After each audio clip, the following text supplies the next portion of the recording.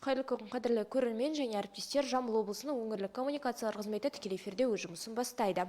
Добрый день, уважаемые зрители и коллеги. Региональная служба коммуникации Жамбылской области начинает свою работу в прямом эфире. Баспасөз конференциясының тақырыбы ғылыми тәжірибелік дене шынықтыру орталығының жұмысы. Облысымыздың бас медиаларының құрметті спикермен таныстырып өтейін. Жамбыл облысы әкімдігінің білім басқармасының ғылыми тәжірибелік дене шынықтыру орталығының директоры Жартыбаев Аманғали Сәлкенұлы. Аманғали Сәлкенұлы, алаңымызға қош келдіңіз, сөз тізгіні өзіңізде. Мархабат. Рахмет. Қайырлы күн, құрметті көрермендер және бұқаралық ақпарат құралдар өкілдері. Облыс оқушыларының қай бағытта естерде ауыз толтырар айтарлықтай. Соның ішінде облыс қоржында түрлі деңгейдегі жарыстардың медальдарымен толығу оқушыларымыздың спортқа бейімділігімен бірден бір дәлелдесек артық айтқан болмас едік. Облыс бойынша 445 жалпы білім беретін мектеп бүгінгі таңда 234.336 оқушы білім алды. Оның ішінде 2943 спорт секцияларға футбол, баскетбол, волейбол, гандбол, шахмат, тоғызқұмалақ, дойбы, үстел теннисі, қол күрес, каратэ-до, жеңіл атлетика, таеквондо, шағын футбол, ұлттық спорт түрлері ішінде тоғызқұмалақ, асық ату, бес тас, қазақ күресі сияқты спорт түрлерімен 96.356 оқушы қамтылды. Осы тұста білім басқармасы қарасты ғылыми тәжірибе дене шынықтыру орталығының атқарып жатқан жұмыстары толықтыра өтсек, ағымдағы жылдың сәуір-мамыр аралығында ұлттық мектеп лигасы облыстық кезеңінде спорттың 10 спорт түрінен баскетбол, волейбол, футбол, футзал, гандбол, асық ату, бес тас, тоғызқұмалақ, үстел теннисі, жеңіл атлетика, кросс сияқты спорт түрлерінен 5-6 сынып Меркі ауданында, 7-8 сынып Шу ауданында, 9-11 сынып Қордай ауданында өткізілген болатын. Оның ішінде 48 жарыс, мектепшілік кезеңде 193.200 оқушы қамтылса, аудандық кезеңде 33.627 оқушы, облыстық кезеңде 3.057 оқушы қамтылды. Осының ішінен іріктеліп, республикамызға 644 оқушы бағын сынап, айтып кететін болса, Жамбыл облысы жалпы командалық есепте ұлттық мектеп лигасында 3-ші орынға иеленген болатын. Халықаралық балалар күніне орай отбасы сайысы облыс эстафеталық ойындар өткізілді. 11-дан 11 отбасы іріктеуден келіп, жарыс өткізілген болатын. Сондай ағымдағы жылдың 29-21 мамыр аралығында Меркі ауданында волейбол, баскетбол, шағын футбол, үстел теннисі, тоғызқұмалақ, қазақ күресі, шахмат спорт түрлерінің Батыр Амангелді Имановтың 150 жылдығына арналған техникалық және кәсіптік білім беру ұйымдарының студенттер арасында ұлттық спорт лигасы ұйымдастырылып, студенттер арасында 8 команда қатысып, 292 студент бақ сынаған болатын. Ағымдағы жылда облыс оқушылар, студенттер спорттық салаларда жетістіктері аз емес. Атап кететін болсақ, Қазақстан Республикасының қорғаныс министрі ұйымдастырылуымен 2023 жылы 2-4 мамыр күндер аралығында Абай облысы Семей қаласында жас сарбаз қорғаныс тәрбиелеуші 2006-2009 жылдар оқушылар арасындағы қазақ күресінен бірінші республикалық жас сарбаз барысы турнирі өткен болатын. Аталған іс-шарада 13 облыс қатысып, Жамбыл облысының Парасат колледжінің бірінші курс студенті Қалтай Нұрдәулет Қалыбекұлы жас сарбаз барысы атанған болатын.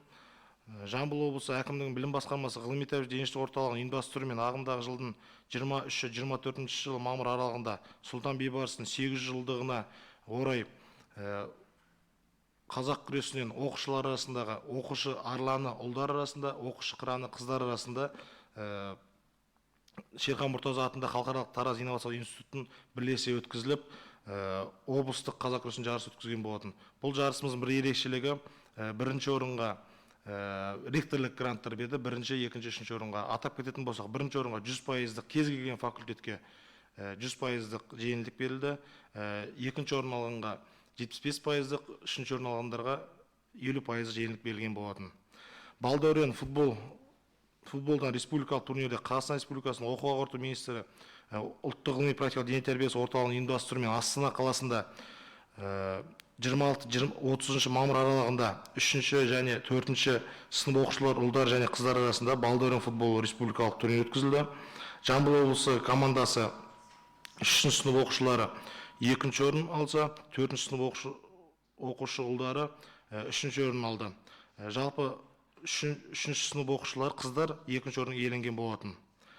Қазақстан Республикасының оқу ағарту министрлігі ұлттық ғылыми практикалық дене тәрбиесі орталығының ұйымдастыруымен Астана қаласында 15-19 маусым аралығында 14-18 жас ұлдар және қыздар арасындағы баскетбол 3-3 спорт түрінен республикалық турнир өткізіліп, Жамбыл облысы жалпы командалық орында 1-ші орын иеленсе, 14 жаста, 18 жаста 2-ші орын иеленді және 14, 16, 13 жаста қыздар арасында 3-ші орын иеленген болатын. 2023 жылдың 19-27 тамыз күндері аралығында өткізілген Бразилия елінде Рио-де-Жанейро қаласында өздеріңіз білетіндей 6 Жамбыл облысының 6 оқушысы жолдама, 2-ші дүниежүзілік гимназияда жолдама ұтқан болатын. Сол жолдамамызда 6-ауда барып, 6-ауда жүлдегер орынмен қайтты. Атап кететін болсақ, 1-ші орын, 3 бірінші орын, 1 2-ші орын және 2 3-ші орын алған болатын. Сонымен қатар ағымдағы жылдың басталғанда спорттық жарыстарын жүйелі түрде ұйымдастырылды. 29 қыркүйек пен 1 қазан аралығында ғылыми тәжірибе орталығының ұйымдастыруымен Сарысу ауданында Жаңатас қаласында республика күніне орай дене тәрбиесі пәніне 5-ші, 6-ші, 7-ші, 8-ші сынып оқушылар арасында облыстық олимпиада ұйымдастырылды және үздік дене шынықтыру байқауы 2023 өткізілді. Осы жердегі жеңімпаз байқауда жеңімпаз бен жүлдегерлер Астана қаласында облысымыздың намысын қорғайды. Сондай-ақ 15-18 қазан аралығында оқу ағарту министрі ұлттық ғылыми практикалық дене тәрбиесі орталығының ұйымдастыруымен Жақсылық Үшкемпіров атындағы Тараз арена спорт кешенінде самбодан Қазақстан шыққан тұңғыш әлем чемпионы Қанат Байшулақовты еске алуға арналған республикалық жарыс өткізілді. Бұл жарысымызда 21 команда бақ сынап, көрші мемлекет Қырғыз елінен мемлекетінен келіп, Жамбыл облысы жалпы команда есепте 3-ші орынға иеленген болатын. Аманат партиясының 2025 жылға дейінгі өзгерістер жолы әр азаматқа лайықты өмір атты сайлауда бағдарламасында жүзеге асырылу мақсатында ағымдағы жылдың қаңтар мен мамыр аралығында спорт жұлдыздарымен 10 аудан бір қалада мотивациялық спорт жұлдыздарымен мотивациялық кездесулер өткізілді. 95 мотивациялық кездесу өткізіп, 7594 оқушы қамтылған болатын. Мотивациялық кездесуге спорт жұлдыздары Елдос Сметов, Ақжүрек Таңатар, Бейбіт Істібаев, Ардақ Назаров сияқты облысымыздың спорт жұлдыздары қатысып, балдарымызға мотивациялық кездесулер өткізілді.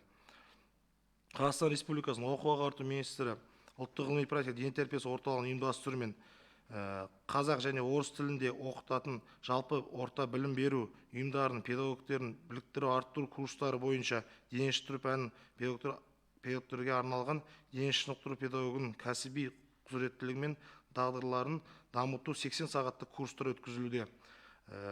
510 дене шынықтыру пән мұғалімдері қазір таңда оқу жүргізілуде. Бұл семинарларымыз жылдың аяғына дейін жалғасады. Жалпы облысымызда 64 жарыс, облыстық жарыс, 4023 оқушы, республикалық 48 жарыс, 824 оқушы, 4 семинар ұйымдастырылған болатын. Алдағы уақытта Кеңестер одағының батыр Бауыржан Момышұлы еске алуға арналған 8-9 сынып оқушылар арасында 5-ші жекпе-жек фестиваль өткізіледі. 2-3 қараша аралығында Олимпик спорт кешенінде өткізіледі. 350-ге жуық оқушы қамтылу жоспарлануда. Сонымен қатар республикалық әр облысымызда 1000-ға жуық мұғалімдер қамтылатын республикалық мұғалімдер спартакиадасы ұйымдастыру жоспарлануда. 29-5 қараша Тараз қаласында өткізіледі. мыңға жуық мұғалімдер келеді. Атап кететін болсақ, былтыр 2022 жылы Жамбыл облысы жалпы командалық есепте бірінші орын алған болатын. Қараша айында гандбол спорт түрінен Дінмұхамед Қонаев еске алуға арналған облыстық ашық турнир өткізіледі. Жарысымызға Қырғыз республикасынан және республикамыздан көптеген команда келіп, жарыс өткізу жоспарлануда. Осы қараша айында Сарысу ауданы құрметті азаматы спорт ардагері Тұрар Мысықбаевты еске алуға арналған грек-рим күресінен 2009-2010 жылғы жасөспірімдер арасында дәстүрлі ашық республикалық турнир өткізеді. Бұл жарысымызға 40-тан астам команда келу жоспарлануда, 600-ден астам оқушы қамтылады деген жоспарымыз бар. Жастарды спортқа баулу жарқын болашақ кепілі. Сондықтан бұл тұрғыда атқарылған жұмыстар жандандыру аса маңызды. Алдағы уақытта ғылыми тәрбие-тәрбиелеу орталығы тарапынан да бұл бағытта жұмыстар жалғасын табады. Оқушыларымыздың бен мұғалімдер спорт саласының жетістіктерімен көп оларына сеніміміз мол. Назарларыңызға рахмет. Баяндамаңызға рахмет. Құрметті әріптестер, тақырыпқа сай қояр сауалдарыңыз болса, мархабат. Әріптестер, қосымша сауалдарыңыз болмаса, баспасөз конференциясын тәмамдаймыз. Құрметті Аманғали Сәлкенұлы, алаңымызға келіп тақырып аясында толық ақпарат бергеніңіз үшін алғысымызды айтамыз. Құрметті көрермен, аман сау болыңыздар.